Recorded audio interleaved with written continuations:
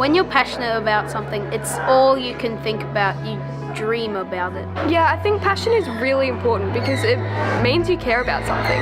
I think passionate people are exciting. You get excited with them. I find that at the school we have got so many passionate teachers. I would love my kids to be here. I think it's a great school.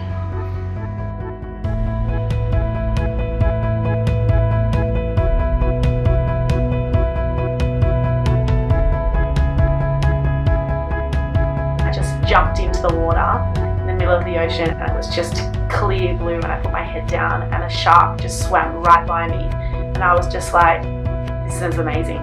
That was the moment for me that I realised that this is something I want to do, you know, whenever I can. It's almost like the best kept secret, the oceans. I love like being able to bring that into the classroom, my real life experiences and my passion, like in being in the ocean. You know, it's the first thing I think about when I wake up in the morning. It's the last thing I think about when I go to bed. I am consumed by it. I absolutely love it. I love storytelling. The first time I fell in love with filmmaking was probably the first time I went to the cinema, and I remember going to the cinema when I was about 6 or 7 years old at the Roxy at Parramatta, and we went and saw The Empire Strikes Back, and I remember being absolutely swept away in this incredible story, and from that point on I was hooked. The thing I love about filmmaking is the ability to be able to connect with other people. It creates empathy, it creates new ways of perceiving the world in which you live. It makes us look at ourselves and question ourselves, it enables us to discuss things, to be able to change minds, and look, in essence it enables us to be able to change the world. I absolutely think that storytelling is one of the most powerful forces in the world around us, and I think it's such an important part of the classroom. I recognise that education can make a difference in a person's life. I grew up in Campbelltown in public housing, and I realised that the teachers that I had enabled me to access a better life, and that's what I want for our students. I want them to have the best facilities and the best teachers so they can dream and reach their potential. I love woodwork. I love making stuff with my hands. This year I gave my dad my box that I made from woodwork. He thought it was pretty good. In year 9 I get to make a surfboard. I think that's pretty cool. I've always loved making stuff since I was a little kid. But I remember my dad had lots of palings lying around the backyard. I used to make cubby houses and all that sort of stuff, and that I really enjoyed making stuff. And I still love making stuff. I love surfing, but as I'm getting older, what I've gotten into more is making surfboards for my kids from fiberglass, like standard materials, but also making timber ones. And it's the sort of stuff I go to sleep dreaming about. If I can't sleep, I start picturing boards and techniques, and it's a passion. And I suppose it's much like what I do here at school, where it's my passion to see kids enjoy that with a passion, and to make products that they will probably remember or even use for the rest of their lives. That's really exciting for me. I am absolutely passionate about teaching and about education. My dad is a school principal and my mum's a high school teacher, and I've got 3 siblings, all of who teach, and they're all actually married to teachers as well, so education is like a family business. It's a calling. You know, for me education is something that changes lives. One of the extraordinary programs we have here at Umina is AVID. It fits with my philosophy, which is that, you know, students need to be lifelong learners. AVID equips students with the tools to do that. You know, organisation, collaboration, the ability to question, the ability to stand up and speak out, which are things that will be great for them for the rest of their lives. One of the most amazing things about AVID are the tutorials that happen on a Friday. We have tutors who come in from university who work with our students in a collaborative format. Students are taught to find the answers without being told them. These conversations that they have with the tutors are so worthwhile for our students and showing them, you know, the opportunities that exist for them outside of schooling. So basically I get a whole heap of short reads or books that are going to hook the kids straight up. After 10 minutes they can decide whether they want to borrow the book, keep reading. We do blind date with the book as well, so that's something a little bit different, where the kids aren't looking at the covers, they're not looking at the blurbs, they just have to hook in and see where it takes them. Half of the time the kids will borrow the book because they have to keep reading it. So, and it opens up opportunities that they wouldn't have necessarily found themselves. So it had the Scott West film. Yep.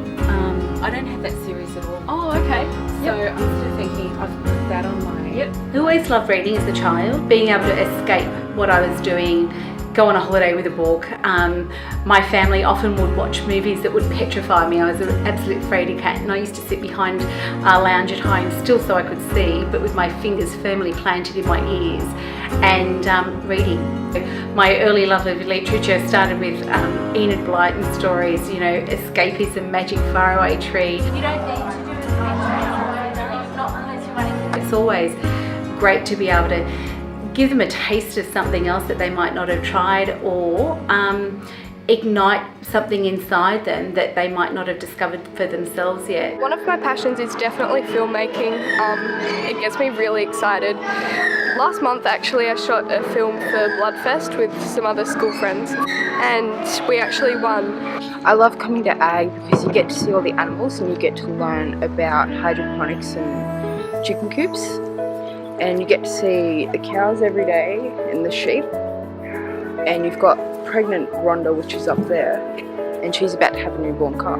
And every fortnight we get to show the kindies around because they come for kindy visits, and every now and then you get invited to Rotary nights where you come and meet all the Rotary members that funded the ag farm. I just love it.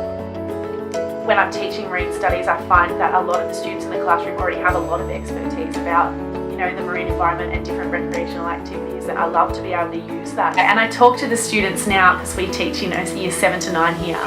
I talk about in 3 years' time how, you know, they might get into their investigating science subject and they might be sitting down with a textbook with my name on it, so that's exciting for me. It's really exciting, yeah. She came and she did the interview, and then at the end she said, look, I can really see you as an author on this book, we need a different perspective. Yeah, so this is like a new science course that's being offered to Year 11 students in 2018. It hasn't been offered before. It's a replacement for the senior science course.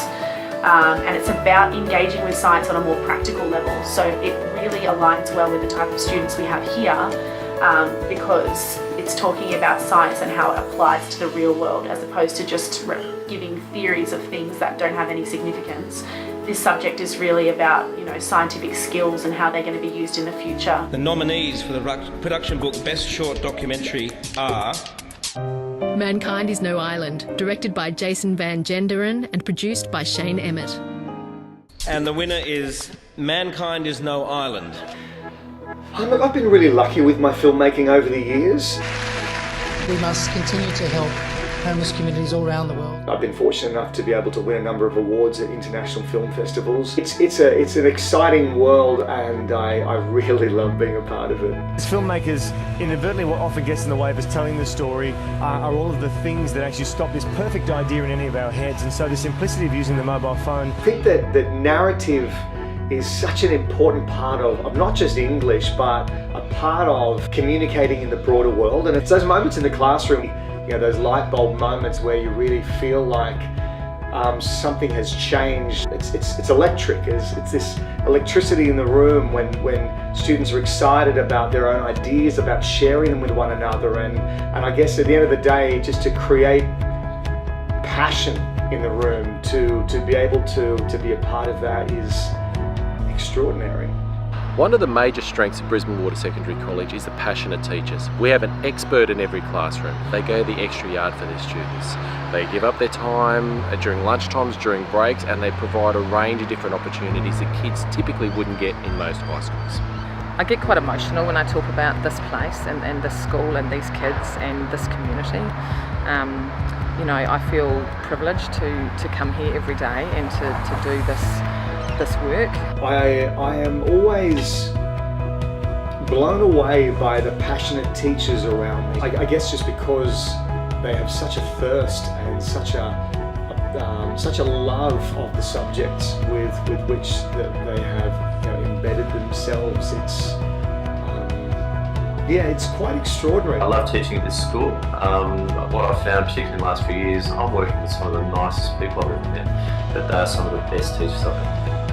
Their philosophies on how to teach, the ways that they go about dealing with the students, and the respectful, encouraging ways that they go about that.